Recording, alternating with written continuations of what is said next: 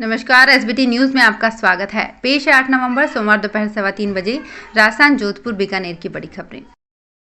राजस्थान में अब तक धीमी गति से बढ़ रही सर्दी अचानक जोर पकड़ेगी। प्रदेश में तेज हवाओं के साथ तापमान में अचानक गिरावट आने की संभावना है, जो पश्चिमी विक्षोभ के आगे बढ़ने से बादलों के छटने से होगी। इससे अचानक सर्दी का असर बढ़ेगा। इधर शेखावाटी में न्यूनतम तापमान में आज भी हल्की गिरावट दर्ज की गई। अंचल के फतेहपुर में सोमवार को न्यूनतम तापमान 0.3 डिग्री गिरकर 7.7 डिग्री पर दर्ज हुआ। इसमें आने वाले दिनों में लगातार कमी होने की संभावना बनी हुई है। प्रशासन शहरों के संग अभियान राजस्थान सरकार का एक अच्छा कार्यक्रम है, लेकिन अधिकारियों की नाकामी के कारण लोगों को इसका फायदा नहीं मिल रहा।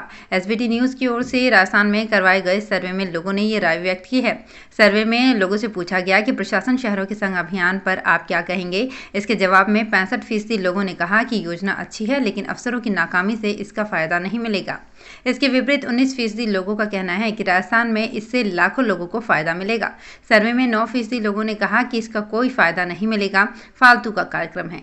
सर्वे में 4% लोगों का कहना था कि ये कार्यक्रम पूरी तैयारी के साथ शुरू नहीं किया गया, इसलिए इसका फायदा नहीं मिलेगा। इसके विपरीत 3% लोगों ने कहा कि राजस्थान में कहीं कहीं इसका अच्छा फायदा मिलेगा। खाते से प्रीमियम काटने के बावजूद बैंक ने भैंस का बीमा रिन्यू नहीं कराया। इस पर बीमा कंपनी के बजाय बैंक को 53,500 रुपये का क्लेम 9% सालाना ब्याज के साथ देना पड़ेगा। पशुपालक को हर्जे खर्चे के बतौर 10,000 रुपये देने पड़ेंगे, सो अलग।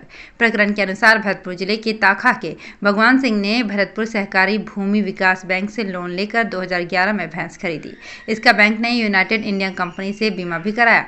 इसके प्रीमियम का भुगतान किस्तों से ही होना था। 4 साल बाद जुलाई 15 में भैंस की अचानक मौत हो गई। लोकसभा अध्यक्ष ओम बिरला ने कहा है कि किसान जितना सशक्त होगा, देश भी उतना मजबूत होगा। किसानों को उनकी उपज का अच्छा दाम मिल सके, इसके लिए रामगंज मंडी में मसाला पार्क की स्थापना की गई, लेकिन लंबा समय बीतने के बाद भी यहां उद्योग नहीं लग सके हैं। हमने अब अधिकारियों से कह दिया है कि वे उद्यमियों से बात करें। यदि वे उद्योग नहीं लगाना चाहते हैं तो उन पर एक्शन हो।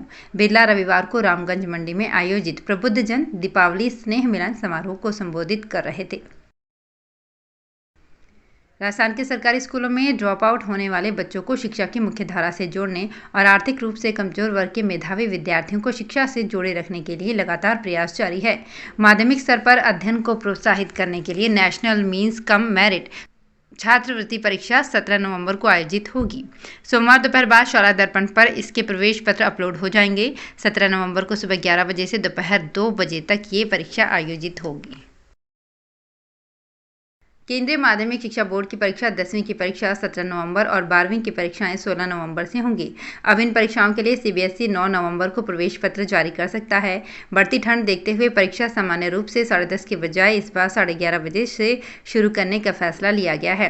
परीक्षा से पहले प्रश्न पत्र पढ़ने के लिए छात्रों को 15 मिनट की जगह 20 मिनट का समय दिया जाएगा। जोधपुर में सत्यमेव जयते सिटीजन सोसाइटी की ओर से दीपावली स्नेह मिलन समारोह आयोजित किया गया। इसमें राजस्थान राज्य मानवाधिकार आयोग के अध्यक्ष जस्टिस गोपाल कृष्ण व्यास हिंदी व राजस्थानी गीत सुनाकर हर किसी को मंत्रमुग्ध कर दिया। वहीं राजस्थान राज्य बाल संरक्षण आयोग के अध्यक्ष संगीता बेनीवाल ने भी गीत गाया। इस दौरान जोधपुर के जिला कलेक्टर इंद्रजीत सिंह भी मौजूद रहे। रीट परीक्षा में सेंटर अलॉट करने को लेकर कॉलेज शिक्षा विभाग की बड़ी चूक सामने आई है। लूणकरण सर के जिस प्राइवेट कॉलेज का संचालक पेपर लीक करने की तैयारी कर रहा था, उसी को 2 सेंटर अलॉट किए गए। वो दोनों में से कहीं से भी पेपर लीक कर सकता था। रीट परीक्षा में सेंटर अलॉट करने की जिम्मेदारी कॉलेज शिक्षा विभाग को सौंपी गई थी। वहाँ केंद्र अधीक्षक, ऑब्जर्वर और वीक्षक लगाने का काम वसूली शिक्षा विभाग ने किया। सीमा सुरक्षा बल के महानिदेशक पंकज कुमार सिंह ने जैसलमेर में अग्रिम सीमा चौकियों का भ्रमण किया।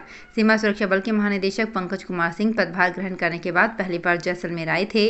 उन्होंने यहां तनोट माता मंदिर में पूजा अर्चना की, साथ ही विभिन्न अग्रिम सीमा चौकियों का भ्रमण किया।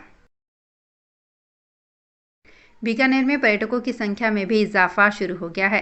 पिछले 2 दिन में करीब 3,000 पर्यटक शहर के पर्यटन स्थलों को देखने के लिए पहुंचे। हालांकि 27 सितंबर को मनाए गए पर्यटन दिवस के बाद से ही टूरिज्म का कमबैक देखने को मिल रहा है। रविवार को बीकानेर में विभिन्न जिलों और राज्यों के 1600 से अधिक पर्यटक जूनागढ़ देखने पहुंचे, जबकि शनिवार को इनकी संख्या 1400 के करीब रही। बोडो साहित्य दिवस के उपलक्ष्य में बोडोलैंड सरकार की ओर से आगामी 14 से 16 नवंबर तक अंतर्राष्ट्रीय स्तर पर त्रिदिवसीय काव्य उत्सव आयोजित किया जा रहा है। कोकराझार में आयोजित होने जा रहे इस त्रिदिवसीय साहित्योत्सव में जोधपुर से मिठेश निर्मोही तथा डॉक्टर पद्मजा शर्मा को निमंत्रण मिला है। वे दोनों वहां अपनी कविताओं का पाठ करेंगे तथा कई साहित्यिक चर्चाओं में हिस्सा लेंगे। सरकारी कर्मचारी और पेंशनर्स को दवाइयों के लिए अब होलसेल भंडार की दुकानों पर निर्भर नहीं रहना होगा। राजस्थान गवर्नमेंट हेल्थ स्कीम के तहत प्राइवेट मेडिकल शॉप से भी दवाइयां ली जा सकेंगी। RGHS के तहत सरकार ने दवाइयों की खरीद कैशलेस कर दी है। पेंशन डायरी की जगह कार्ड के जरिए दवाइयां ली जा सकेंगी। अब तक केवल सहकारी उपभोक्ता होलसेल भंडार की मेडिकल शॉप पर ही ये स्कीम लागू थी। सरकार ने प्राइवेट मेडिकल शॉप्स को भी योजना के तहत रजिस्ट्रेशन कराने की छूट दे दी है।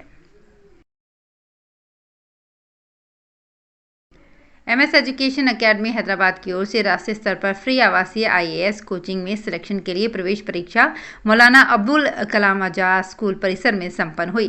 परीक्षा कोऑर्डिनेटर मोहम्मद अमीन ने बताया कि राजस्थान के जोधपुर, टोंक और जयपुर सहित देश के विभिन्न राज्यों के 80 शहरों में ये प्रतियोगिता आयोजित हुई, जिसमें आर्ट्स, कॉमर्स और साइंस में स्नातक अथवा फाइनल ईयर में पढ़ रहे हजारों स्टूडेंट्स ने भाग लिया।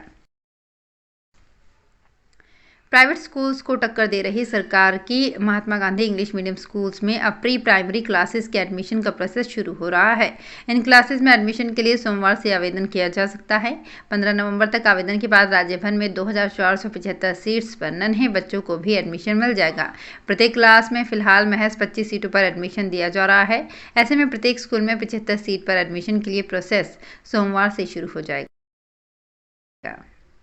जोधपुर शहर के प्रतिष्ठित उम्मेद क्लब में खेलकूद सप्ताह का आगाज समारोह पूर्वक किया गया। उद्घाटन समारोह में रंगारंग कार्यक्रमों की प्रस्तुति हुई। क्लब अध्यक्ष हंसराज बाहेती व मानद सचिव CR भंसाली ने खेल पवेलियन का फीता काटकर और आसमान पर सतरंगी गुब्बारे छोड़कर आयोजन की शुरुआत की। तो फिलहाल इस बुलेटिन में इतना ही, फिर हाजिर होंगे कुछ और बड़ी खबरों के साथ। SBT न्यूज के और भी वीडियोस को देखने के लिए हमारे चैनल को सब्सक्राइब करें और नोटिफिकेशन पाने के लिए बेल आइकन को प्रेस करें।